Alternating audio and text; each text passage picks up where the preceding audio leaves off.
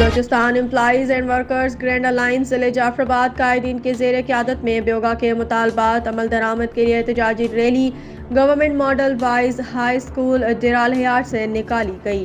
Rally मुख्तलिफ road रास्तों से होता हुआ ज़िले प्रेस क्लब डेराल हयात के सामने एहतजाज रिकॉर्ड कराया। कायदीन ने खिताबात किए, मुलाजमीन हुकूक के लिए नारा लगाए गए।